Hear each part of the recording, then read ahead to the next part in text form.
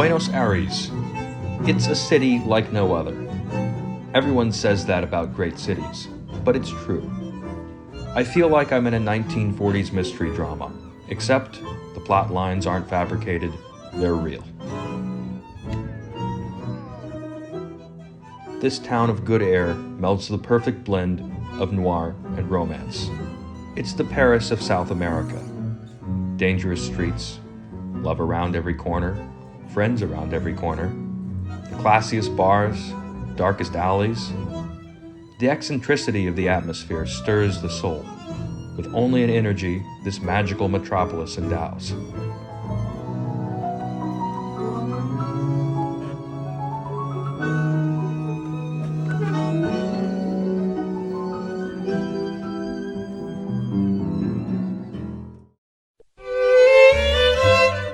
No journey to Buenos Aires or Argentina would be made complete without eating steak, and more steak. And what better way to kick off my trip to Buenos Aires than a visit to Don Julio Steakhouse, only one of the world's best steakhouses. The grass-fed Aberdeen Angus and Hereford cattle all come from the Argentine countryside right to your plate. As usual, I asked for extra blood and extra fat, but for those who are interested in more than just steak, wine is also one of their fortes. In Argentina, it takes two to tango. And here that doesn't just mean dancing, it means wine with an excellent cut of beef. And Don Julio certainly has a sufficient collection with 15,000 bottles, many dating back to the early 20s.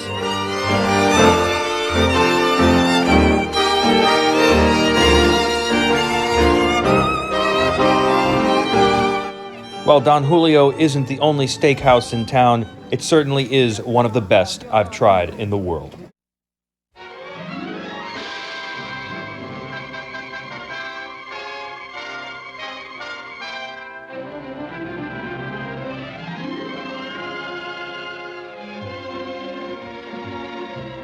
What did you say to him? I just told him if a man answers, hang up. Didn't you hear about me, Gabe? If I'd been a ranch, they would have named me the Bar Nothing. There never was a woman like Gilda, or a picture like Gilda. Columbia's outstanding screen triumph, starring Rita Hayworth with Glenn Ford. The film Gilda, starring Rita Hayworth and Glenn Ford, came out just after the closure of World War II in 1946. Americans fantasized about the tranquility of Latin America during the war, and that never faded after. And that fervor led to the production and the creation of Gilda, an eternal Hollywood classic. The film features two gangsters in a love triangle set in Buenos Aires, forever entrenching the city's place in the American psyche. Gilda, inflaming men's hearts with a kiss or a song. It finally got to her that Buenos Aires was her own private prison. I certainly wouldn't mind if I met Rita Hayworth roaming the streets or the bars or the restaurants of Buenos Aires, and I'd be damned if I'd mind that we were in a private prison together. But hey, a guy can't always get what he wants, so I guess I'm gonna have to settle for something a little less sweet, but still pretty fucking amazing, the best confectionery in Latin America, Confiteria La Ideal. This diabetes factory is over 100 years old, and Oswald Pugliese, the great tango master, once played the very same piano that sits upstairs over a century ago.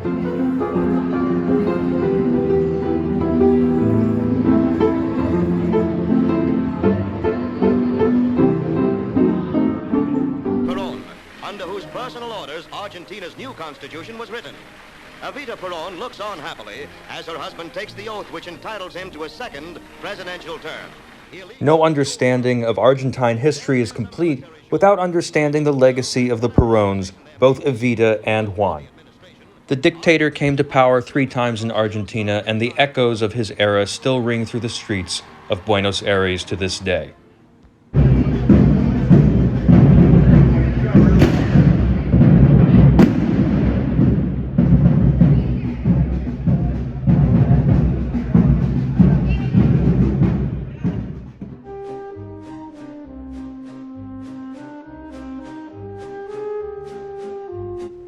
I sort of wish Buenos Aires never grew up. I mean, Who wouldn't want to be back in Buenos Aires during its golden age from the 1880s to the 1940s? Well, I mean, aside from the negative, violent aspects of Peronism, but when we move beyond that fact, it was fairly amazing. However, time marches on, not just outside the halls of the National Congress, but in the culinary aspects of the nation. And what the city has become today is just as unique.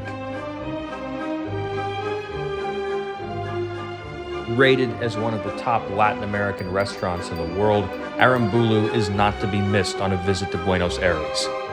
From its unparalleled wine menu to its progressive 19-course dinners, Aramburu is the place for experimental visitors and bougie food snobs like me. And here's the secret of Argentine's triumph. Faster ponies that outran our best.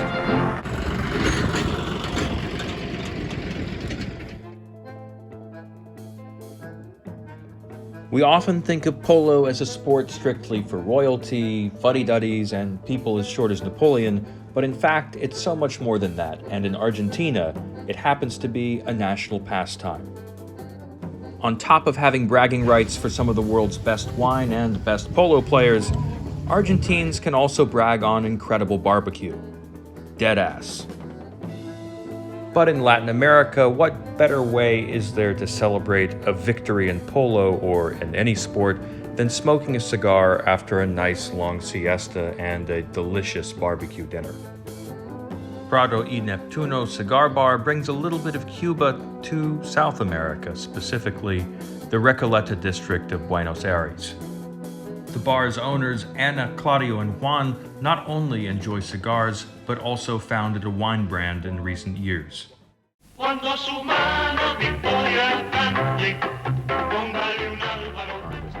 mother is in the cigar business, she still is. She's the owner of La Casa del Habano in Buenos Aires. And it's a great place to go and the best for Cuban cigars. I'm from Mendoza, Luján de Cuyo, Las Compuertas, in Argentina. I have my own wine brand, Polichela wine.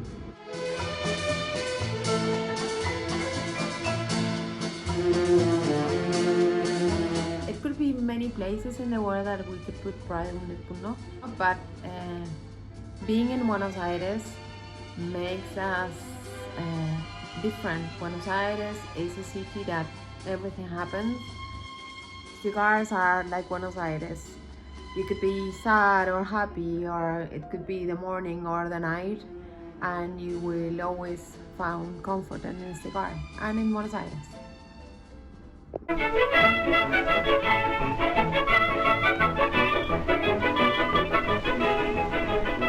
Verily, the spirit of romance, which is fast disappearing from a world overburdened with stern realities, still remains in the hearts of the Argentine people.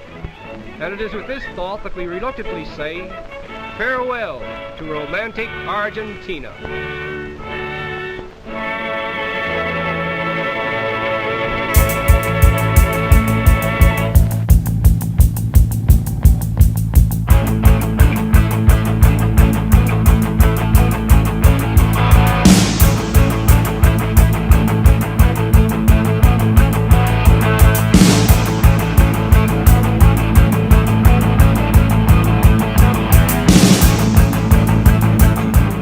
Outside Buenos Aires' posh world of ritzy restaurants and polo playing, the adventurous visitor will find the city's grungy, edgy underbelly. From graffiti to all forms of art and film and music, San Telmo is Buenos Aires' Wynwood, making it the ideal setting to house the city's top film school. And every Tuesday, Wednesday, and Thursday, the students get together for drinks and beer and street food, almost as delicious as Aramburu. The school was founded roughly 3 decades ago by Manuel Anton, who has won many awards for his films, and many of his students have gone on to win Argentinian and international awards for their cinematography. But San Telmo isn't the only haven for the arts in Buenos Aires. A couple miles down the road lies Buenos Aires' Palermo district. along with one of its hidden gems, Thelonious Jazz Club, named after famed jazz musician Thelonious Monk. Jazz has always been one of my favorite genres, from Chet Baker to Frank Sinatra to bossa nova. When I visited Thelonious, the club featured one of Buenos Aires' greatest hybrid bands, Fernandez 4, melding rock, jazz, and R&B all together in one.